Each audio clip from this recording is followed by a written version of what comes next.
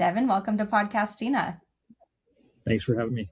Appreciate being Of here. course. Yeah, thank you so much for being here. I would love to just start with your working definition of masculine energy. We're starting right off with the good heavy questions. So Yeah.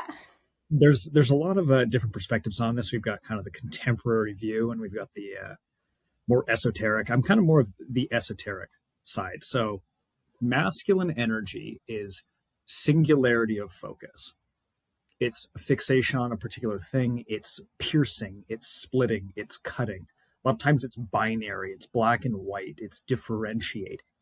Um, it really only exists in comparison and contrast to the existence of feminine energy, which by extension is diffuse and it's more formless, it's more shades of gray. Traditionally, when we would think of masculine energy, a lot of times it's kind of this logical, mathematical separating compared to the feminine, which is more creative, expressive shades of gray. So that's kind of the overarching, like higher view of what would these two forces be at, let's say, an archetypal or an esoteric level, and then those trickle down into how humans tend to express those energies as well in terms of their interactions and relationships. Why does it matter that we have this duality, this masculine and feminine energy? What is the significance of how this plays out in our day to day lives individually and also relationships? Yeah, I guess it matters because I mean, at least I don't know what you believe in from a God, universe, spiritual perspective. I think we've all got our own kind of unique perspectives on this, but the way that this seems to be, at least the research I've done, people I've talked to about this, masculine and feminine energies seem to be baked into the game human experience that we're all in right here. And I guess it matters because it seems like it's a pretty fundamental part of the human experience, whether we like it or not. There are just trends in terms of how humans operate, how they behave, how this then translates into your dating and your relationships with other people. And, whether we like it or not, a lot of men tend to kind of operate in a particular way as the masculine energy operates in a certain way. And by extension, women tend to feel most aligned operating in a particular way, or the feminine operates in a particular way. So I think it matters because partly is if you're aware of these concepts and you're tapped into them, you are, I guess, more aligned to something beyond the greater design of this experience. But more practically speaking, I think it matters because when you're aligned to your unique expression of these energies, it translates more benevolently and in a healthy way into your relationships and how you interact with other people. If you are aligned to, let's say you're a woman and at your core you are feminine, which is the case for most women, and likewise most men are masculine at their core, not all, but most. If you're aligned to not just the feminine within you, but your unique and authentic expression of that, you feel better. You feel more self-aligned. You feel more authentic. You feel more magnetic and radiant as you. And by extension, all of the relationships in your life will come into a better place as well. It's not just your romantic relationships, but relationships with friends, with family, with coworkers. It's like you're more centered and aligned to you. And by extension, all of the other relationships will kind of move into that same sort of field. So I think it's relevant to understand these and useful to know these things because this is, I mean, to me, I find it fascinating. Like this is the soul's journey. And so for me, it's kind of purpose of life is to come into greater authenticity and wholeness with who I am. And I'd like to help my clients do the same. And then ultimately attract the right people into your life in terms of relationships you can have with others. I love that definition. And I like that it really highlights the importance of the polarity. And we see polarity in nature all the time. And it's not just this kind of balance of masculine and feminine. I think what's happened and why it's become kind of like almost a bad word these days is people just take that core idea of masculinity and they apply it and confuse it with like machismo or whatever. Mm-hmm. And Completely. yeah, they make it, and then to take like the word feminine too, it's ascribed to like these political movements, and it's more so spoken of in a way where it's trying to like put people in a box as opposed to what we're talking about, which is more of like the energetic definition of the two things. So I want to make sure that people are like very, very clear on what we're talking about when we're saying like masculine energy and feminine energy.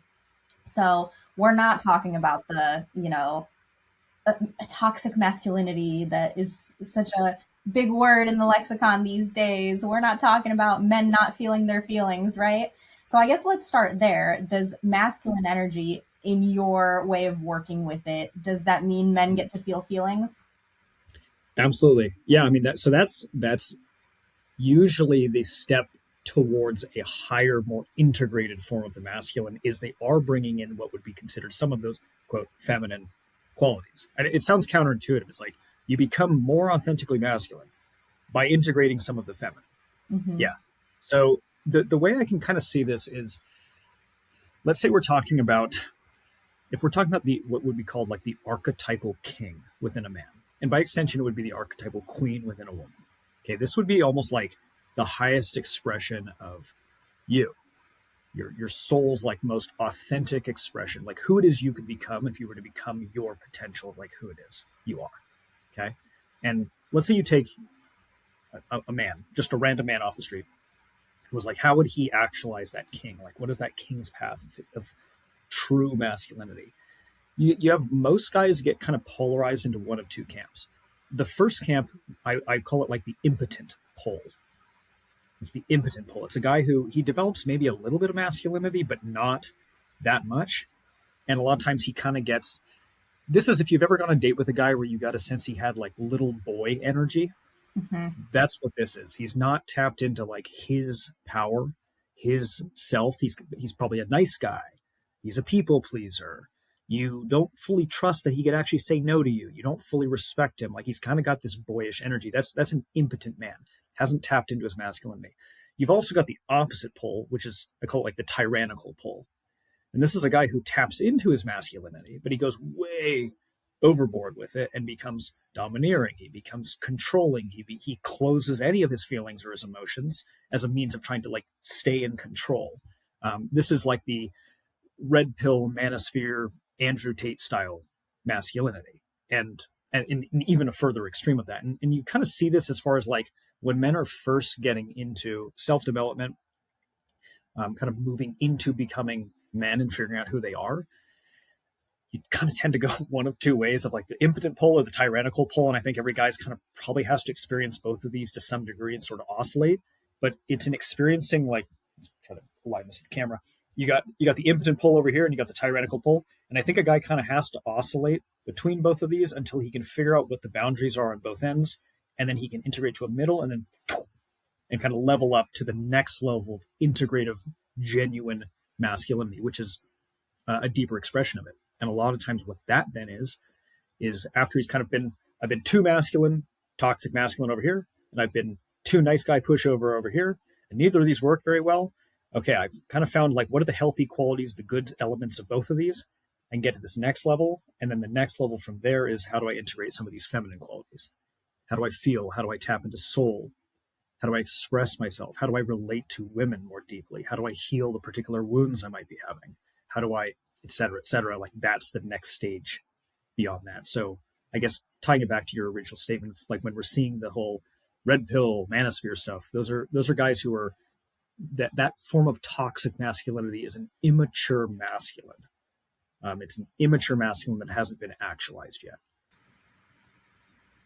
What are some of the behaviors that you would define as the actualized, aligned version of someone finding their masculine energy? Yeah, it's a great question. Um, I learned this back when I was working my first corporate job, and there was this guy who was a few years older, and he was already a father, and he was kind of like the next chapter of like where I kind of wanted to be. And he was always a very successful one of the sales guys in the office, and not just he was like one of the top sales producers, but he was always one of the top guys. His name was Jim, and I asked him like at one point, like Jim, what have you found? Like what is it that makes you successful? Like what's kind of the key? And he's like, you know what? I've always found consistency is king. Consistency is king. And he said this, and it just was one of those like, you know, sometimes you hear these phrases and it just kind of like echoes in your mind and you think about this years later. Like I've been thinking about this for like 10 years now since I first heard this from like consistency is king. And when I've worked with clients, I'd say probably one of the, if not the main complaint that they talk about with men and with dating is just the lack of consistency of men. They're either super hardcore interested, love bomby type level of like it's just 100 miles per hour and then we just smash into a wall and it blows up, or there's like no foot on the gas pedal at all and like we do not pass go. And there's just a lack of this. And so what they talk about is like, there's some initiative here, but then there's a consistent follow through. And it's a hard place to get to. I mean, I'm speaking from a guy's perspective, like learning to be and embody consistency in as many areas of your life as possible is very, very challenging because it means you have to be both internally aligned with yourself and the different parts of you, and then externally applying that out into the world. And to do so even when you don't feel like it. And I think to me, I often say to clients, like, I think patience is about the hardest and the highest and hardest feminine virtue to develop. And consistency is the highest and hardest masculine virtue. So to me, like what is a king? I would say it's a man who is consistent, probably above all else. Maybe that's my bias. Like that's just my personal journey of learning to be that, to achieve that. Maybe that doesn't apply to every man, but I think that's certainly one of those higher principles of like healthy, generative masculinity. Other elements of it would be discipline, doing what I need to do, even, or probably especially when I don't feel like doing it, and showing up and taking responsibility for what I need to do. And by extension, part of it is also taking responsibility for what I have to take responsibility for. I think that's the difference between an adult and a child, generally speaking. And I think this applies to women, but especially for a man, especially if you want to be in any kind of leadership role, it's taking responsibility for not just your share of the equation, but really the whole group that you're trying to lead here. Those are some of the bigger ones that stand out. I mean, there's conversation to be had for persistence. There's a conversation to be had for like grit, toughness, gumption, protection, provision. Like these are all kind of classic things that you can think of. But as far as major qualities, I would say consistency, responsibility, discipline. Those are probably the big ones overall. I was snickering during part of your answer because I've so experienced that type of man in dating, the either go, go, go, you're in love with me at the end of the first date, even though you don't know me, or just the inconsistency, which is not solely my complaint, but also anecdotally the complaint of many of my single friends. And so I'd love to kind of highlight on the opposite end of that, what are the behaviors that are antithetical to being in alignment with masculine? Mm. Can you rephrase that slightly differently? So like, what do you mean by Yeah. this? What behaviors could a man be displaying or partaking in that are going to keep him out of that alignment, that are going to Mm. keep him from realizing that kind of true north of masculinity? Yeah, that's a good question. Okay, so, well, what I found, I mean, certainly in my own personal experience, talking to guys, working with guys, um, addictions are a big one. That's a Mm, really big one. Addictions are, my wife, there's this term she uses constantly. It's like energy leak. Like, and women seem to be very sensitive to this with their partners of like energy leaks in the relationship and in the container with one another. And if, if he has an addiction to, I mean, really anything, it doesn't matter if it was like porn or alcohol or validation or social media or even workaholism, which presents itself as like a positive thing, but it's it's a negative motivation, right? He's like pursuing something from his wounding. All of these addictions are energy leaks away from presence, away from alignment, away from growth within himself, and also ultimately his relationship with her. So I'd say that's a big one, maybe even the biggest, as far as what is inhibiting men from embodying aligned, authentic masculinity and themselves is an addiction to something else. It's just like energy is just they're being devoured from within by this addictive compulsion towards something. And so they literally have less life force to channel and forward in towards a singular pursuit of whatever it is they want to build, whether that's their body, their business, their relationship. I'd say that's probably the big one. Um, and at a certain level, also, would be kind of distracted focus. It's trying to chase a bunch of different things simultaneously, trying to split their focus um, rather than just committing to one thing. Um, Lack of commitment. That's also a big one. It's trying to I'm trying to have my cake and eat it too. I don't want to commit to one path, one person. I don't want to really just commit to seeing this through to the end, regardless of the challenges or obstacles I'm going to face, which is inevitable. I want this to be easy. It's kind of clinging onto the kind of comfort seeking child within. I think those are probably the biggest impediments to healthy masculinity. Yeah, that makes sense. And I'm so glad you talked about the addiction piece of it, because I think that a lot of people, if they start taking inventory of where problems have come up in their relationships, it's very obvious when we're talking about like substance abuse or gambling or anything, but the workaholism and the addiction to money, that because our society is framed in a way that that's how you win the game, is just the most money. Mm. You see it all the time, that someone will like sacrifice time with their family, sacrifice time nurturing their relationships, taking care of themselves in pursuit of, I got to get the most money. And it's like, at what point is it enough? Like, that's an addiction that's just kind of not spoken of, because the result of it is held on such a high pedestal. And it's seemingly positive. And yeah, I mean, from a man's perspective, like there's definitely something to when you are making money, or you're making the kind of money that you would like to be making, or certainly know you're capable of making, you do feel more manly. Like Mhm. there's no way around that. You do feel more powerful as a man. And I'm speaking from like, I've had the perspective where my business has not been doing well and I've been completely broke. And then I've had these great months where I've been doing really well. Like the months where you're doing well, you feel like a man. There's no way around it. Like you do feel more powerful. You feel more aligned. You're like, I'm providing for myself. I'm providing for my partner. Life is better. It absolutely is. It's almost like the root chakra of survival has been taken care of. It's like, okay, I feel potent. Now I can kind of rise towards these higher energy centers in myself and actualize more of who I am, because the bare minimum's been taken care of. But to your point, yeah, it's super easy that we can actually just get ourselves into a spiral on this of like, well, if I feel really good making this amount of money, if I 10x that, I'll feel 10 times better. And then you get fixated on chasing that, and and then it becomes inversely relational, or it becomes counterproductive, and you get into a whole different thing. But yeah, money's definitely a tricky one for sure. Oh, for sure. And so, as far as the opposite end of that, like the feminine, what does it look like when a woman's in her feminine in a way that is complementary of like the highest point of masculinity? What kinds of behaviors are those? Let's just start there before I ask additional questions to that. Yeah. Well, so in the same way that I don't want to say like a masculine man is X, Y, and Z. I don't want to do the same for a feminine woman if she has to be A, B, and C kind of thing. Um, if you're talking trends, I think really the highest expression for both people is to align with who they are and express that level of authenticity. To me, this is like the soul's journey of life. The hero or the heroine's journey is to actualize up the mountaintop your authentic self and to meet someone who's on that same journey up here, and you create a life together. And I think that is the privilege of a lifetime, to actualize your authenticity into this world in whatever form that takes. And for men, you're probably going to feel better and more aligned when you're engaging with certain masculine tendencies on that journey. And likewise for a woman, tapped into her feminine along that journey, but it's not exclusively masculine or feminine.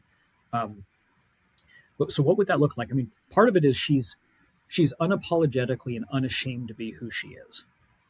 That's a big one. Another one would be she's connected and in relationship to her world. She's connected to friends. She's connected to nature. She's connected to her faith. She's connected to her family. She's connected and interface with the world. Because a lot of times, like what a guy is looking for from a woman is he's looking to feel life.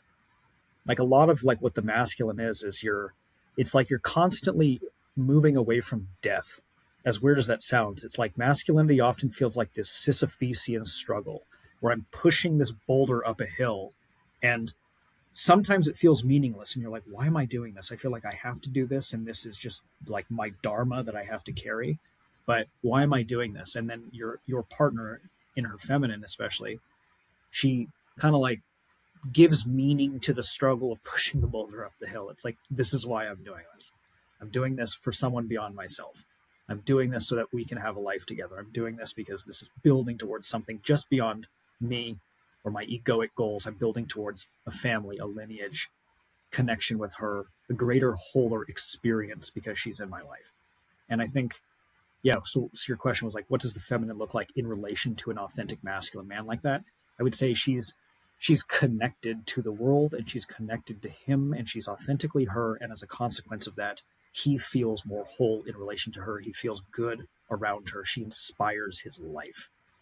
That's how, at least if I'm operating my masculine and my wife's in her feminine, that's how I feel when things are working well. Just to go with a super granular example, like if a woman asks out a man, could something like that be disruptive to this idyllic flow? Like typical behaviors. Oh, if a woman were to pay for a first date or, be the pursuer, is that going to cause imbalance here? Great question. Yeah, more often than not, I would say that's the case. Yeah. So I'm always, there's always this fine line I have to ride when working with someone between idealistic and realistic, Mm-hmm. and depth of soul and ego games that are just kind of a necessary evil, certainly in the early stages. And it's just kind of an unfortunate reality of like when you're in the early dating stages, there is a power dynamic that is being established. And sure, when you're in like a deep, authentic, committed relationship with someone, kind of the goal of that is a lot of that is going to melt away, and it's two people actualizing themselves in relation to each other. But when you're first dating, and especially if you're meeting people who have not earned that level of access to you, there is a bit of a mask that you're both wearing, and there's a dance that you're doing with each other, and you're doing your steps and they're doing their steps, and you first have to learn how to do this power play masculine and feminine dance with each other fluidly enough that we get into a relationship, and then we learn how to keep doing that dance, but in a way that actually works for both of us and not just, in a more superficial way. So to your point, does it hurt a woman if she's, let's say, approaching and asking him out or paying for a date? I'd say more often, yeah, it does, because she's in a masculine role. She's initiating. She's instigating. She's what I see to happen with clients is when women are doing that, a lot of times there's two things that are happening. First is that she abandons herself and what would feel in alignment for her. And she's doing these things because he's either not moving enough, so she's kind of picking up the slack for him and she's doing the heavy lifting for him. But then she becomes resentful because it's like, why do I have to do all the heavy lifting? And I'm like, I'm literally moving all of this and this guy's not doing anything. I'm pushing the gas pedal. I'm steering the car. And he's just kicking his feet back. And he's like the pretty princess who has me have to do all the work and come towards him. And yeah, and he's not doing the initiative. So like she gets resentful. He doesn't feel like a man. It kind of like it sets the tone in a way that's not usually all that ideal. And I've worked with a lot of clients at this point who they'll be in a pattern of doing things like that or in a dynamic like that, and it just doesn't tend to work. Or if it does work, it attracts the kind of man that she probably isn't ultimately that attracted to in the first place. It'll work on a guy, but then he's the little boy and she's the mommy. Or she's in the constant like emotional heavy labor, I have to do everything, and he's the I'm afraid of conflict and I'm not going to initiate towards anything. It's like, yeah, you got the guy, but it's like not the dynamic you wanted anyways, and you don't feel secure, you don't feel healthy love, you don't feel totally safe with this guy. It's problematic in its own way. I agree. I always kind of try to remind my friends of like the Patty Steiger show, like the dating show that she did, Millionaire Matchmaker. And she was like, no sex till monogamy. And it was kind of to play off of this, I guess, tendency, this biological tendency, which it's like, you can't fight science, Yeah, where it is that's exactly. gonna, like, the probability is just so high. Yes, there's exceptions to everything, but most likely if you hook up with a guy too fast, he will lose that like chasing thing, and the chances of that evolving into an actual relationship are like so minimal. And I'm sure that has a lot to do with this like energy balance as well. 1000%. Yeah, I mean, you said it very well when you said there are always exceptions to this, and like, and this is where it gets tricky because like a lot of people be like, well, you're suggesting don't sleep with a man until you're in a committed relationship. Like, isn't that really antiquated? And but like my ex-boyfriend, like we slept together on the first date and it worked out. It's like, that's great. Like, I'm glad it worked for you. And at the same time, like for every one instance you can find like that, I talk to 50 or 100 people where that exact dynamic is not working and they're like quietly suffering and you're just not aware of this. So it's just the exception. If anything, the exceptions don't disprove the rule. The exceptions help prove the rule that it doesn't tend to work like that. And you're right. Like there is a biological imperative here that's going on of like people as a whole don't tend to appreciate that which comes easy. And men especially, like this is just an element of the masculine. The masculine feels love through work and effort and toil and earning it. The feminine wants to be loved for who she intrinsically is. The masculine wants to feel love for what he's worked and earned to become. It's why when you compliment a man based on like you're handsome or what you look like, or you're really smart, he kind of like will get weird about it. But if you compliment him based on his discipline or his work ethic or how honest and integritous he is, men love that because his character had to be developed to earn that. That's what the masculine likes, and that's what he wants to be loved for. And likewise in dating, like if things come easy for him, or if let's say sex happens quickly, yeah, it's an unfortunate biological reality, but he just doesn't appreciate her to the same extent.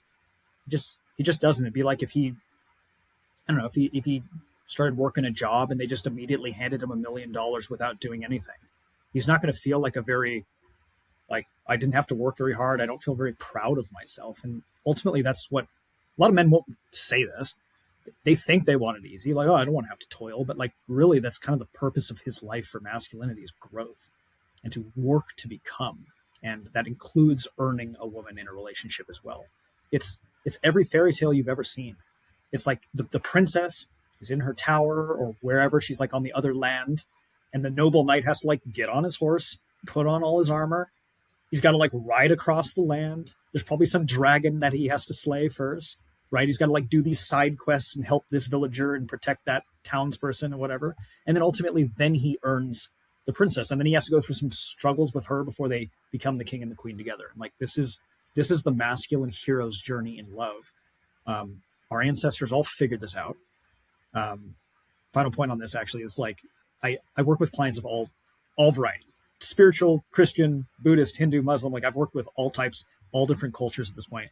And usually like when we're talking about like when to have sex with a man, I'll ask them like, okay, if I told you to go to your grandma or certainly your great grandma, what would she have said? And basically like every single one of them is like, grandma would have said, wait until marriage or at least like a committed monogamous relationship, to your point of what you said. And I'm like, yeah, I find it so fascinating that all of these different cultures, it doesn't matter if you come from like East Asian culture, European culture, it doesn't matter. All these different religious perspectives all came to the same conclusion. Like this is what works for male and female human coupling to establish a spiritually bonded partnership is abstaining from sexual intimacy until at least a certain degree of connection and commitment has been established. All these different cultures who didn't even have contact with each other all came to the same conclusion, which to me, I find fascinating because I'm like, this seems like this is a universal spiritual like truth that people have tapped into. And just in the modern age, I think we've kind of forgotten this or we think we're more enlightened than this. Totally. And it needs to look more like, oh, we've gone on a bunch of dates. There's some kind of connection. You have some idea of who I am as a person. Maybe you've come over and helped me set up my Wi-Fi router. I don't know. Put some kind of challenge in place so that it's not just like a free for all. Because while there are exceptions, I'm so glad that you said that point about exceptions kind of just point to the rule too. And it doesn't mean, I think people get so hung up on this idea that it means you can't be open-minded or enlightened if you take on these kind of like archaic almost rules of wait till marriage. This is how it is in every culture. And it's like, rather than looking at that and pathologizing it, let's accept that it doesn't say anything bad about you if you are promiscuous, if you do hook up, if you do start a relationship physically and it works out, like, great. None of those things mean that you're a bad person or that you deserve judgment. But if your goal as a woman is to pursue a man and end up in like a relationship, something that's more than just physical, there's a reason that these things historically are true. And we have to be able to hold two things true at the same time. Agreed. Yeah, it's you can do whatever you want, and it's just like the outcome is just going to speak for itself. And if it works out for you, awesome. If it's not working out for you and you're trying to figure out like why it's not working out for you, then you probably just have to change your strategy. And like these have been, as you said, archaic. Like these are old things that have been around for a very long time. Like me saying, wait until a committed relationship to sleep with a man. It's not the first time you've ever heard that. You've probably heard this like many times, but sometimes you just have to be reminded that like, yeah, this has been around for a long time because our ancestors figured out like this works. I recently saw a post of yours that talked about how the masculine has types. Can you expand on that? What does it mean that a man has Yeah. a type? Do you mean just physically or what? Yeah, it's so it is heavy physical for sure, but there's also like an emotional component of a certain type of let's see, like female character that he's into, whether it's like the good girl type or the femme fatale type or whatever it might be. But there's kind of a certain female feminine archetype that he's going to be most attracted to. And for the record, I think women do have types to a certain extent. I just what I've seen with clients that I've worked with over the last like 7 years now is it tends to be the more feminine she tends to be, the less of a specific type she'll get fixated on. She's kind of more open and receptive to who is just the best man for me. I might have certain preferences, but it's not necessarily like a deal breaker. But if you talk to men, and I certainly know like this is how I've operated, this is how like my buddies who are now married to their wives and fathers of children now and stuff, they operate the same way. Is like there's definitely a certain type who they were most driven towards if they were being truly honest with themselves. Not every man goes after his type because he's either too afraid to do so or he's not on the level to actually succeed with that, and that's a whole different conversation. But I genuinely believe like the masculine overwhelmingly has a type, and I think it has to work that way because as I said before, like the masculine is singularity of focus. It's like here's the target, I hunt, I seek the target, this is the one thing I'm going for. It's like the guy's going out into the woods and he's looking for a buck. He's trying to hunt a buck or something. You kind of just close your eyes to any of the other things because you're here for your one target. And it's the same thing as terms of what kind of woman he is most attracted to. He has a specific type. He has a specific type physically, emotionally, spiritually, archetypally. She's all matched into this one that he's most driven and attracted to. And I think it has to work this way because if the masculine has a type, he's moving towards just this one target and he's saying no to all of the other deviations from that path. He's singularity focused towards the one type of woman he's most driven to. And by extension, then she is receptive to the different men who are coming to her. And then she can feel the level of intention and investment from these men. And then she simply chooses the best amongst them. But if a man isn't truly driven towards her because she's his type, I don't think she has enough like reciprocal energy to work with to choose the right man for her. And if you end up in a relationship with a man where you are his type, he's probably gonna be quite happy with you. He's gonna persist through the tough times with you. You know he's always gonna be attracted to you. There's not like a question of anything like that. Physical and sexual chemistry is gonna be easier to maintain. You don't have to work through as much of that, which a lot of couples struggle with. So there's a lot of like advantages to having this. I'm not saying it's an absolute requirement, but it's definitely a very strong plus. And I do think like most men in the masculine as a whole, they do have a type. For a long time, I didn't when I was first starting my dating career, like early 20s. And I didn't know who I was as a man, and I hadn't developed even a base level of masculinity. I didn't have a type. I was very much like this come one, come all. Like, I don't know what I like because I don't even know who I am as an individual. I haven't developed any masculinity. So, like, I'm figuring this out. So I'm just kind of like open to anything. And as I clarified who I am and who I want to be, and that got more and more specific over time, the type also became equally specific over time of like my limbic system, the archetypes of my unconscious. All of these are clearly most attracted to a certain type of woman. And I looked at the patterns, and it's like every woman I've ever dated for any extended period of time has all been a certain kind of type. And it's like, yep, there is a very clear pattern here, and I've just never been able to get away from it. Do you have any theories on where the type comes from? Yeah, it's a good question. I think it's a Mom. combination. Say again? I said mom. Mom? Oh, definitely.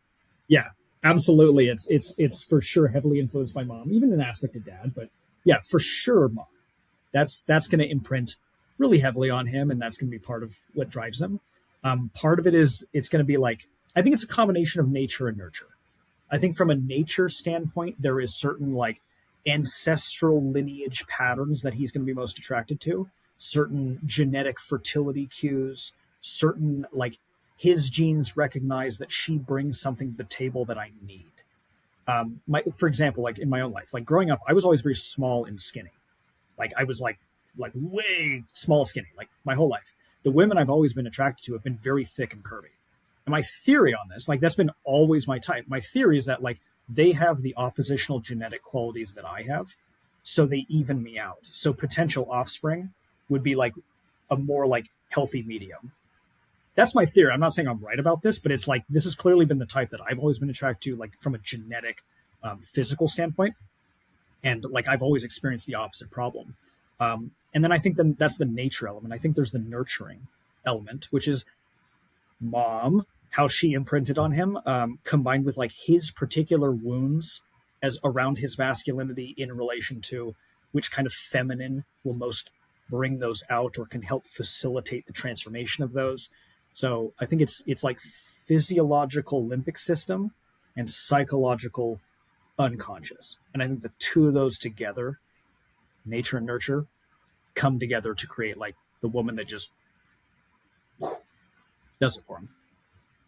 I think so too. I mean, I have no research to back this up, but just in my own observations, I feel like I'm pretty good at pattern recognition, and all my like blonde or redheaded male friends, all my sunburnt kings are always into like Hispanic ladies or ladies with like darker hair.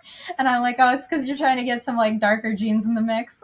I mean, that's it's funny you say that because yeah, for the longest time, like Latinas were my thing too for a while, and then ultimately, like I still my wife is she's a spicy brunette woman. I mean, it's like it still ended up in that direction. There was a clear type that went that way. It definitely happens. So let's switch gears a little bit. I would love to kind of dip into what are some of the common complaints that you're getting from clients these days? Because I know what I think is wrong with the dating scene, but I want to hear it from you. Yeah, man, where do we even start? I mean, most common ones are going to be just lack of intention from men, just a lack of intentional initiative by guys. A lot of men trying to have their cake and eat it too, of like, I want all of the benefits of a committed relationship without any of the responsibility or commitment towards this. It's a common one. What we had talked about before of she's doing all of the emotional labor or the heavy lifting or the initiating towards him, and he's not caring even remotely. It's like she's like trying to lift the couch, and he's not only not lifting the couch, he's like sitting on it, and she's trying to just get this to work. That's a common one. Not to mention just our general modern society. We're so overstimulated constantly. Like if we're not on our phones, we're staring at a computer, and if we're not staring at a computer, we probably come home and we're watching TV. Like it's this constant mental and visual stimulation. And I think our modern age we're just kind of dopaminergically burned out. We're just totally dopamine overloaded. And so I think part of that is like, this is contributing to why you see so many people who are just not pursuing relationships. They're not dialed in. They're not taking it seriously. They don't have enough dopamine to pursue things genuinely. So that's another big problem. I mean, that's more of a societal problem. Yeah, I'd say those are probably some of the most common ones that I hear. You've probably seen the statistic floating around. I think I saw Scott Galloway say it that like 45% of Gen Z men have never even asked a woman out. I mean, what are these Yeah. guys thinking is going to happen? It's a combination of we this is kind of one of the consequences of like you have something like a Me Too movement, or you have something like you know you were wrong for being a man and trying to express your masculinity in any kind of way. And so a lot of these like Gen Z, they've never really even had a healthy male role model at all. So they don't know what it is to actually be an authentic masculine figure, and they just kind of equate masculinity with like predatory qualities or oppressive qualities or whatever it might be.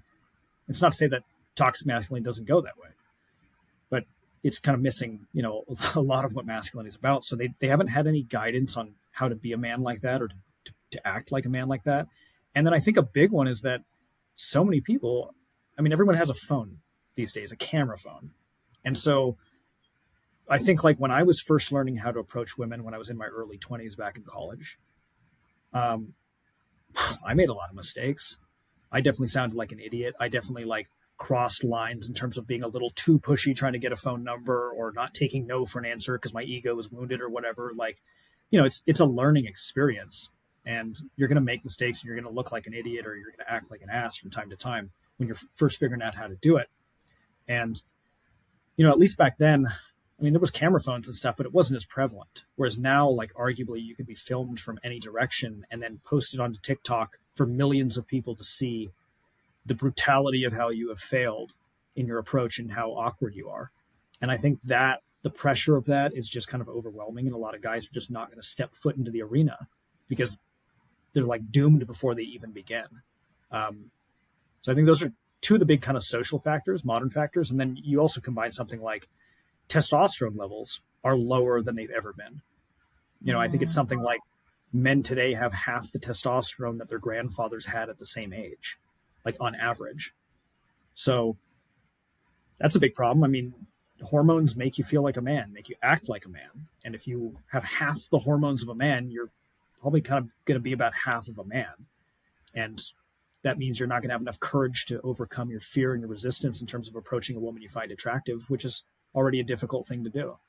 If a client comes to you and he's like, I see this girl at the gym, she's my gym crush, how would you advise like the correct, non-problematic way to approach her? Yeah, gym is a slow boil. So if you go out to like a bar or restaurant and you're probably never going to see this person again, it requires a more direct initiative and approach. But the gym, this is someone you're going to see presumably somewhat regularly. And it's kind of one of those whole, you don't want to shit where you eat. So make sure you're doing this appropriately, right? So the gym it's very much a slow boil. It's just kind of like, hey, I've seen you all the time. I'm Jim. Jim at the gym. I don't know why that was the name. I'm Bob, right?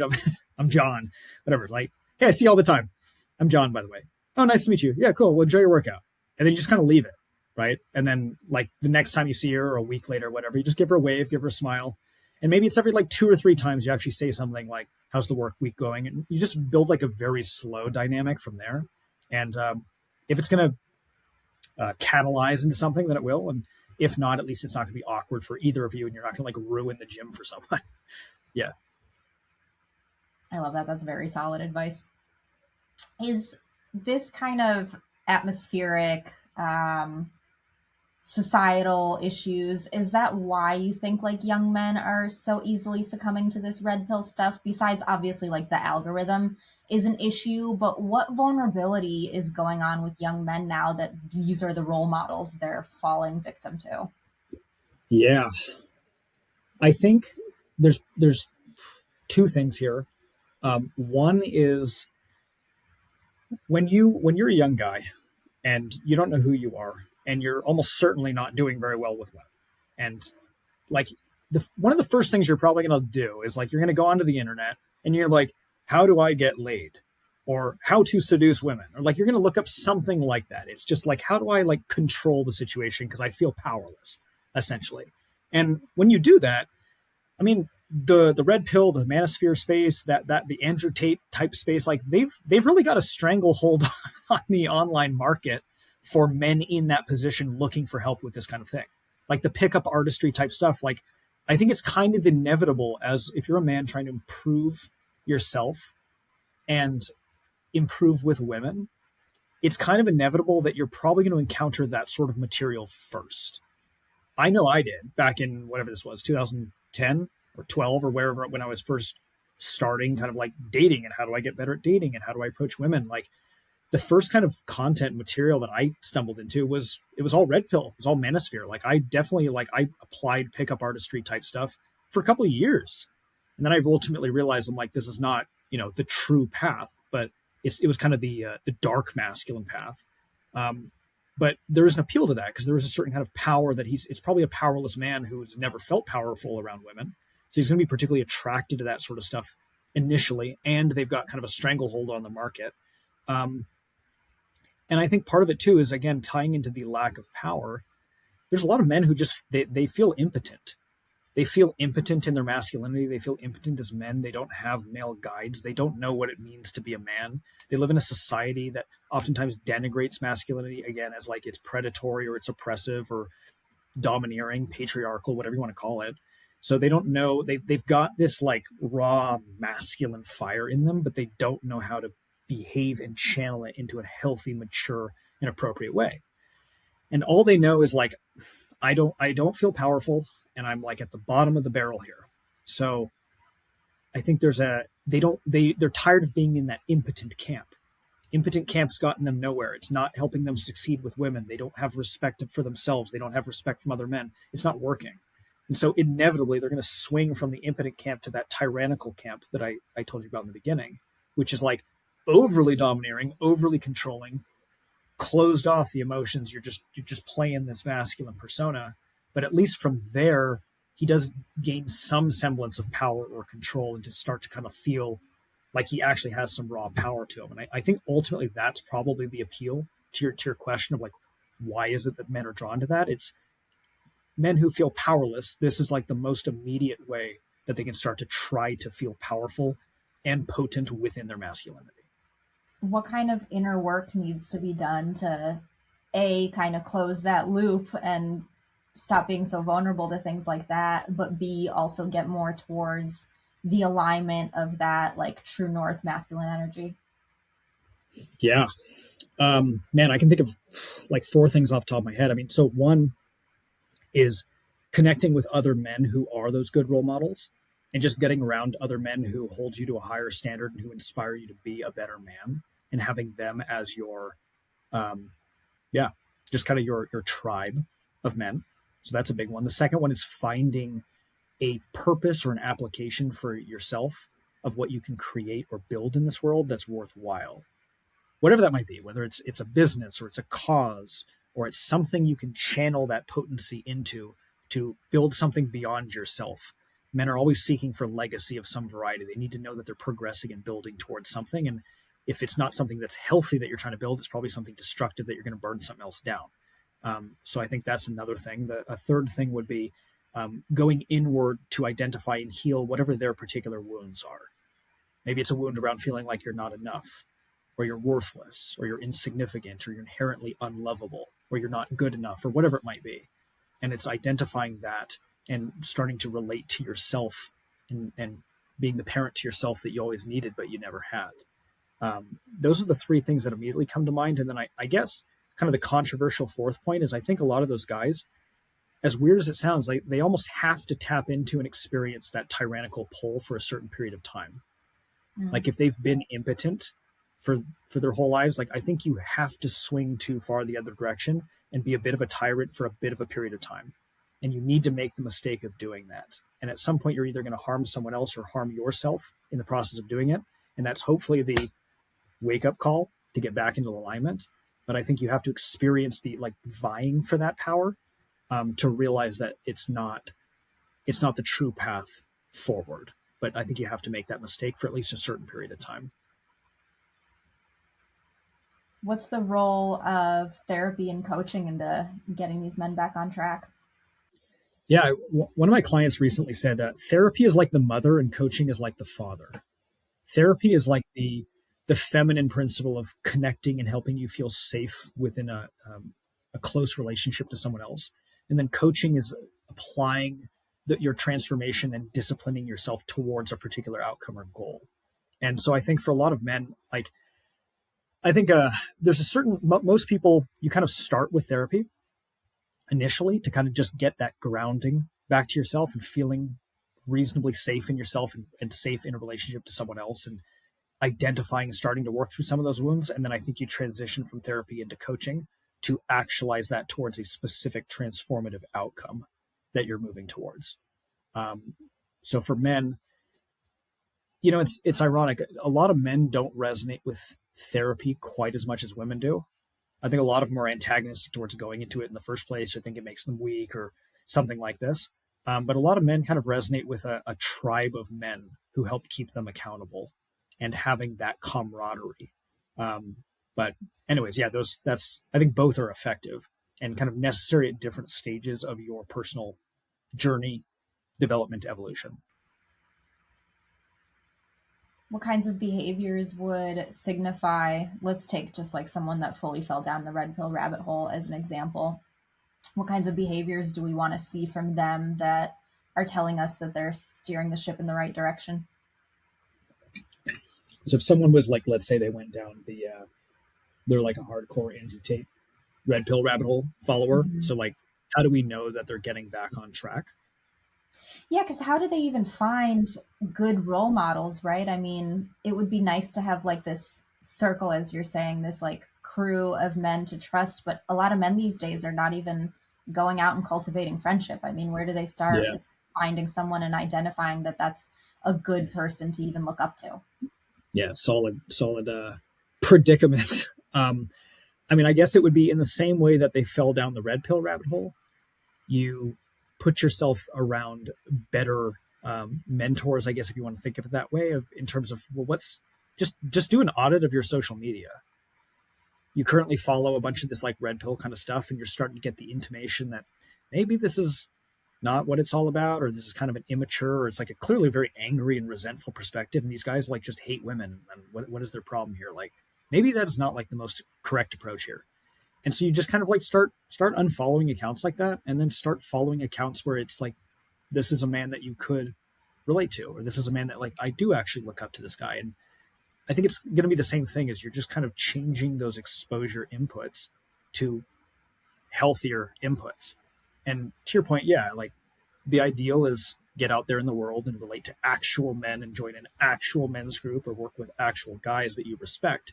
That is like the highest form to start working towards. In our modern disconnected age, I guess maybe the initial starting point first is to just do an audit of your social media and make sure you're exposing yourself to that which is actually empowering to you.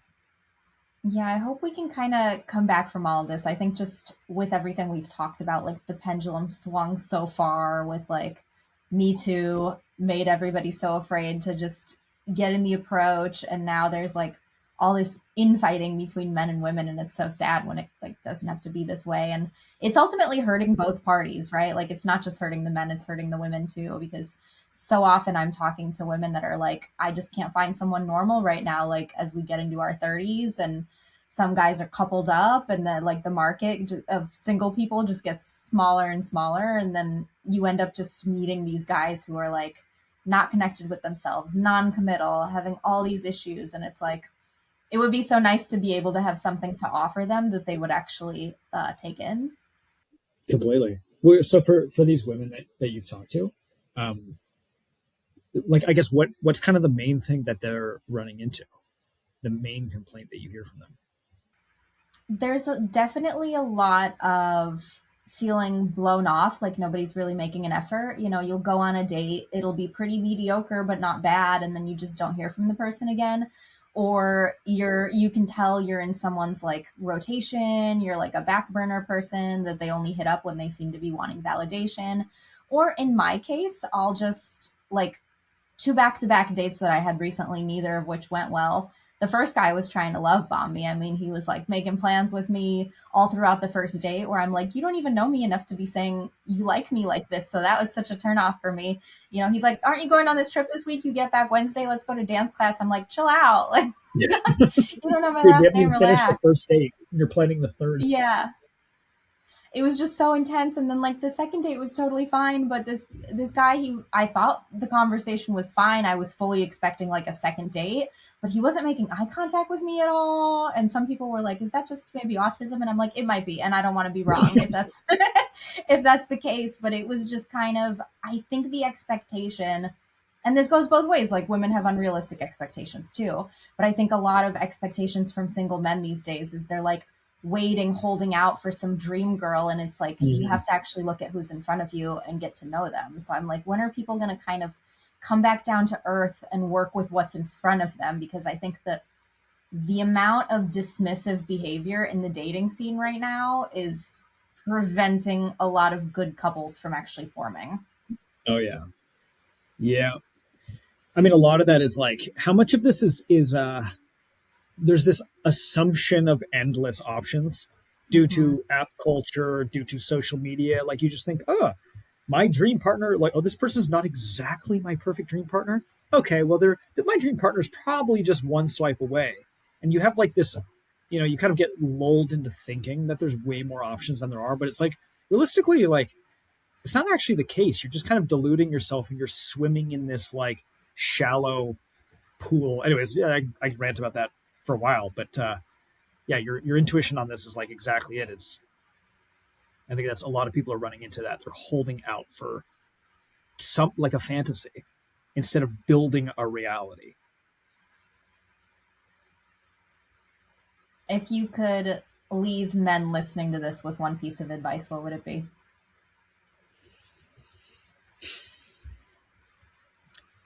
I would say commit to your hero's journey. Commit to the journey of your soul. I mean, man, like, again, I did the red pill thing, the pickup artistry thing, and then I moved away from that, and I've done a lot of dating. So I'm doing what I'm doing full time.